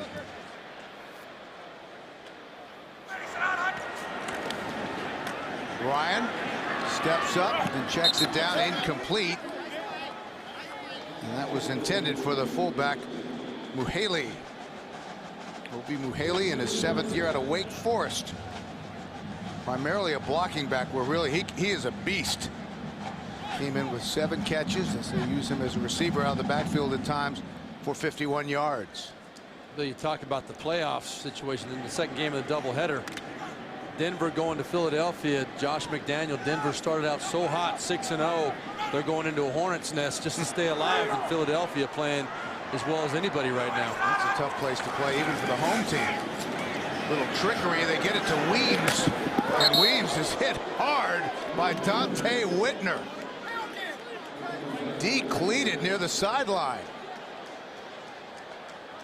Yeah, that was a very unique play design. It was a kind of an exotic formation by the Atlanta Falcons, but boy, Dante Whitner was not at all fooled. You're going to see him come up and lay the wood right there on the sideline. Weems didn't have a chance. Falcons going for it again here on 4th down. Again, Matt Bryant has a strained hamstring. Michael Kanan, the punter, is hurt. So on 4th down, incomplete. Here in the final quarter, Buffalo Bills go back to work from their own 31-yard line. Terrell Owens, this end around is not going to work. Mike Peterson was right there. No, there was no chance for success from that play. I don't think that Terrell Owens at this point in his career is really your best reverse guy, number one. I think you've got a few guys on that team that might be a little bit more acclimated or a better fit for that. Roscoe Parrish being one. And that's not taking anything away from Terrell Owens. This is not his strength at this point in his career. So loss of 4 on the play. 2nd and 14.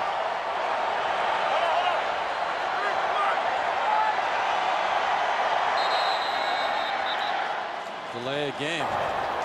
Delay a game. Offense. 5-yard penalty. 2nd down. Well, there's an awful lot for Brian Brohm to digest. He's been with the Bills only 5 weeks, primarily on the scout team. So this week he had to learn not only the game plan, but also he's still learning the basics of the offense. Exactly right. It's a whole new language. This is not a West Coast offense that he was experienced in the last couple years in Green Bay. It's like speaking a foreign language. Very difficult. So they march it back to the 21-yard line. 2nd and 19. Draw play to Lynch. To the 27. Corey Wire, the former Bill, made the tackle. There's Richie Incognito, who was signed before last week and saw plenty of action in that game. Started today, and he said, you know, Buffalo's a working class town and I'm a working class guy. I really like it there. I like how the fans embrace the team, and I'd like to have a future with the Buffalo Bills. 3rd and long for Buffalo. Brom has time, gets rid of it, intended for Owens and overthrown. So the Bills will have to punt. Well, that's what happened. You consider all the things that this Buffalo team has been through this year, and you put a quarterback in there making his first start on an offense that was not very productive for the whole part of the whole season to this point. It's not a recipe for success. This is a team that is going to overhaul a bunch of different aspects of its organization from the inside out, and hopefully get themselves on the right track starting next year. Another big punt from Mormon, who's averaging over 48 yards a punt.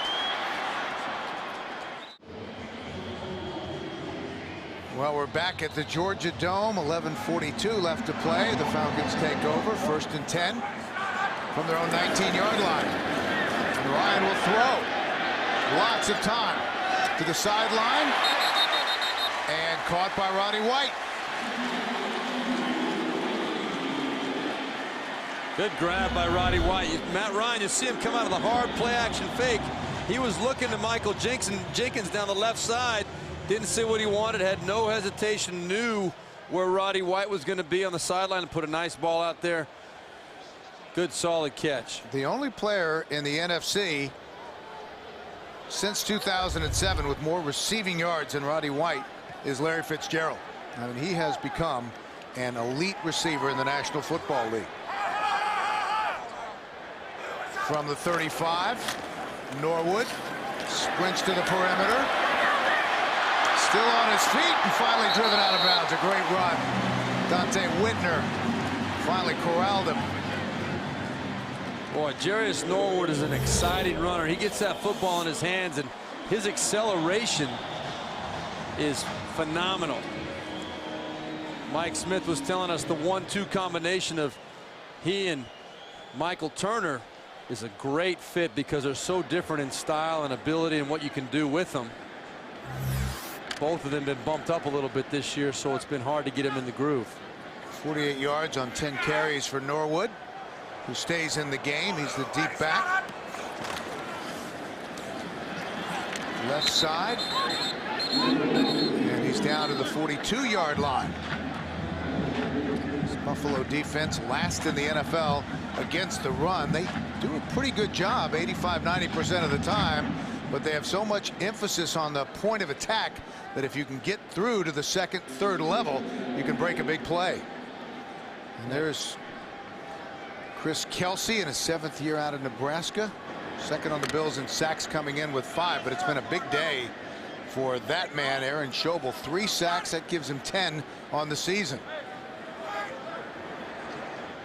2nd and 8 for Atlanta. Snelling.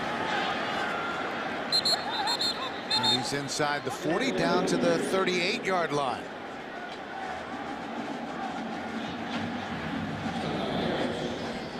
Well, you just get a sense as you watch the Atlanta Falcons and you think about their year this year, and they beat teams with losing records, and that trend will continue. They lost to teams with winning records, but with all the injuries that they've had, especially at the wrong time, as we're making a push toward the postseason, that this is going to be a pretty good team next year. Oh, I have no doubt in my mind. They truly are. When they're healthy, when they've got all their people rolling, as we see the nice shovel pass inside to Snelling. But they truly are an elite team, I believe, and can play with anybody in this league. Gained a lot of confidence last year. This year's been a big disappointment. Look at the fake little pitch out to the outside of Norwood, and then back underneath to Snelling. Little creativity from Mike Mularkey. Falcons have a young secondary, but they're getting better every week, and they found themselves an outstanding middle linebacker in Curtis Lofton in his 2nd year. 2nd in the league in tackles to Patrick Willis. Well, I think as important as anything is just the stability that Mike Smith and his staff bring to this team. They know what they want to do, and they got a plan to get there. Again, it's Snelling, and he battles his way inside the 30 down to the 28-yard line.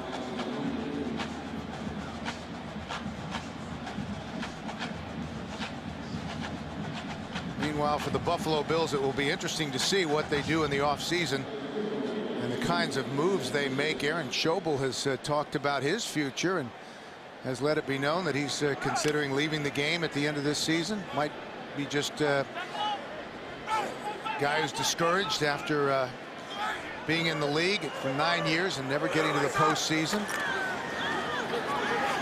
End around to Norwood, and he's stopped for a loss. That time the Bills were waiting.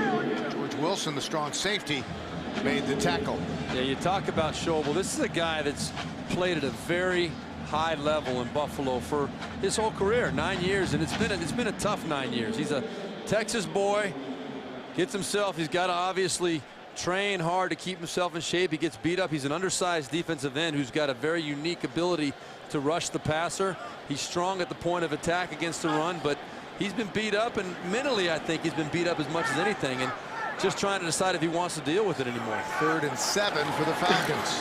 Ryan across the middle to White, and he's going to be a yard or so short of the first down. But they're going to go for it because they don't have a kicker to use. Because that's what they do. That's what they do, exactly. And this is a 3rd and a long yard. And we talk about the struggles, or 4th and a long yard, excuse me. Talk about the struggles of this defense against the run. And Chris Kelsey, the defensive end, just basically told us it's a lack of accountability and responsibility. You play hard for 9 plays out of 10, and you're in responsible places, and one play you bust an assignment. That's all it takes. They'll go from the shotgun on 4th and 1. Ryan. Jenkins.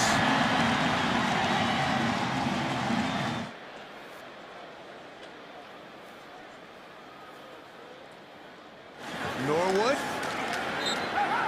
fights his way down to the 6.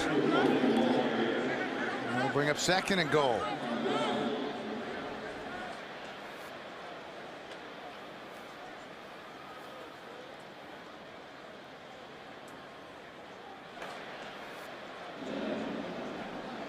Well, this game has been dominated by the Atlanta Falcons. It's one of the few games this year under Dick Duron or Perry Fewell that the Buffalo Bills have not been in the 4th quarter.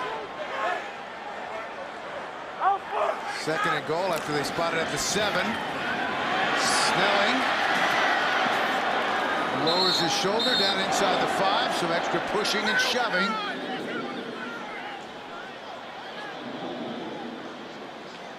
No penalty flag. This is the time of game when it's already been decided, when things can get a little chippy. You know, this Buffalo Bills team, you ask what do they need to get it right. I don't know if there's a particular need. I think what they need is just something that they can count on. They can hang their hat on, a stability that they haven't had there, and something that these players can really believe in. They need to have some good things happen to get the community back behind them. 3rd and goal from the 5 to White. Did he get both feet down? Yes, they say.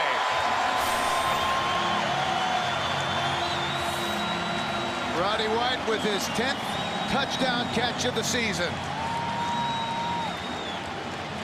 Well, I'll tell you what, that was a beautiful throw and catch. I really, when the ball was put up in the air, I was wondering what Matt Ryan was doing. But he saw that Drayton Florence was peeking back into the backfield, that Roddy White, he knew exactly where Roddy White was going to be, and Roddy White doing a great job getting those toes down inbounds. Fantastic execution by both those guys. 5-yard touchdown pass. 2 touchdown catches today for Roddy White, giving the Falcons a 31-3 lead with 4:22 left to play. And again, we're going to see Croy Bierman kick off. So he's had one good one that was a little dicey. He's going to run out of time. He's going to get delayed a game here if he doesn't watch out.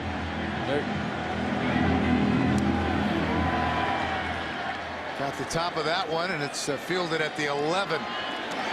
Jackson reverses his field. He's got some running room now, but we've got a flag. They're going to bring this back.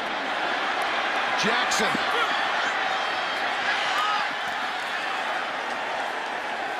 Finally brought down by Bierman. But there's a penalty flag back at the 31-yard line. During the return, holding number 25, receiving team. 10-yard penalty.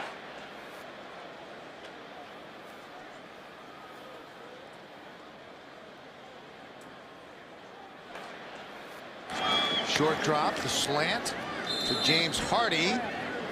Second-round draft pick a year ago out of the University of Indiana.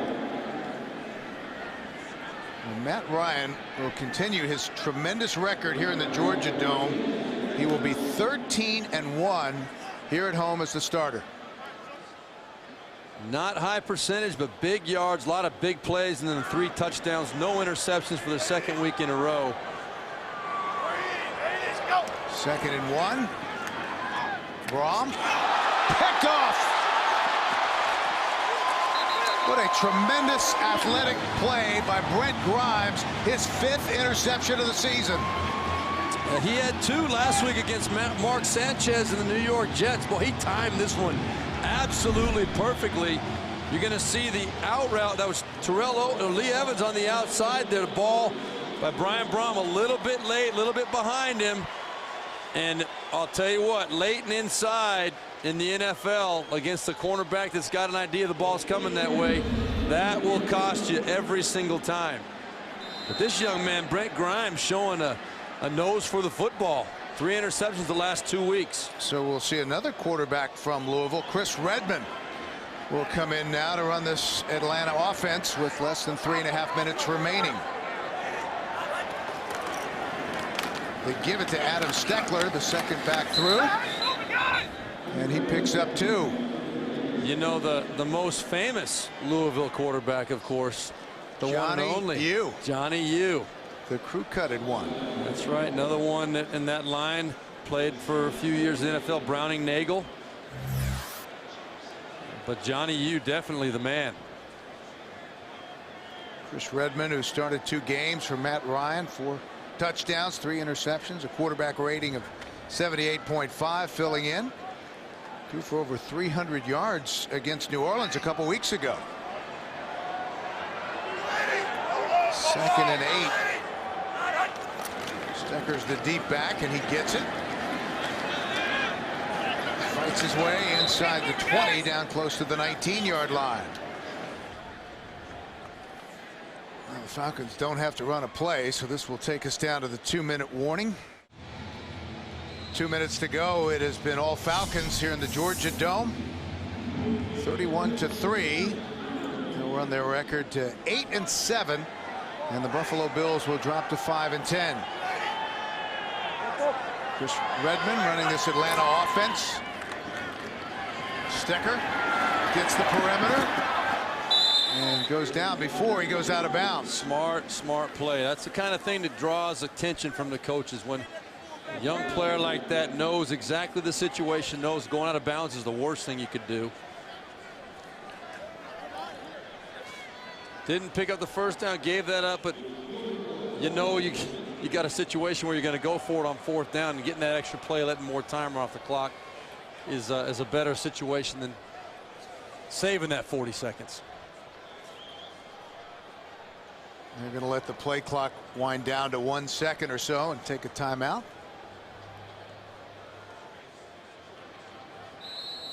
And that's exactly what they do. 1:13 left to play. Quarterback sneak on 4th and 1, and that will be enough for the first down, and that will do it. I'll tell you what, though, in the NFC, there aren't many teams playing better than the Philadelphia Eagles right now either. They're clicking on all cylinders. New Orleans might have a little something to say about that, but their defense is a little suspect. And let's take a look at the updated AFC playoff picture now. There you have it. San Diego clinched the number 2 seed with their victory. New England, Cincinnati are now in. They've clinched their divisions. And the Falcons will just let time run out. So they are now 1 victory away from back-to-back winning seasons for the first time in the 44-year history of this Atlanta franchise. They're going to have to win on the road against the Tampa Bay Buccaneers next week to finish at 9-7.